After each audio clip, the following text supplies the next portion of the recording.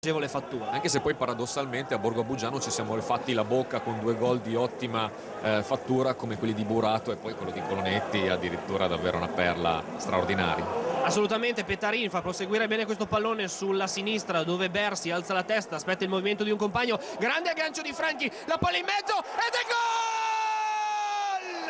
Un grande gol di Lorenzo Cinque, l'abbiamo detto, questo giocatore è un giocatore di grandi prospettive, di grandi potenzialità, aveva fatto gol in Coppa Italia contro la Cremonese, arriva il gol anche in campionato, però Giampaolo cosa ha fatto? Franchi, un aggancio meraviglioso, la palla dentro e poi questo tocco preciso e perfetto di Lorenzo Cinque, Mantova in vantaggio al 23esimo minuto. Allora riparte Bottiglieri che poi si appoggia a Garin, ancora Bottiglieri, sinistro-destro a servire Praino, ancora Bottiglieri. Si cerca in profondità, vediamo questo pallone ancora per Garin e poi Mezgur, la palla che viene agganciata da Cazzamalli, contrastato da Bertin, va in pressing anche Capitan Spinale, anche il Martelli trattiene un po' il fiato per queste folate offensive del Savone. Attenzione, la palla dentro per Rossi, la palla dentro e c'è il gol di Mezgur. Gol di Mezgur quando siamo arrivati al 42esimo minuto.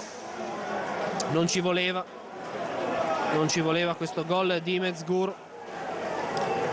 È andato via sul fondo, se non ho visto male, il numero 9 Rossi. Ha messo un pallone forte e teso che ha superato anche Mirko Bellodi e Mezgur, dobbiamo dire, non era marcato da nessuno e ha realizzato Giampaolo il gol forse più facile della storia del calcio a porta vuota da mezzo metro. Non ci voleva. Andiamo a seguirla allora quest'ultima azione, vediamo se potremmo ripetere quanto successo a Borgo Buggiano. Qui Noman viene scalciato, non deve commettere falli di reazione e l'arbitro fischia alla fine. Finisce 1-1 il match fra Mantova e Savona. Le reti realizzate da Lorenzo Cinque al 23esimo del primo tempo, il pareggio di Adil Mezgur a 3 minuti dal termine. Ringrazio anche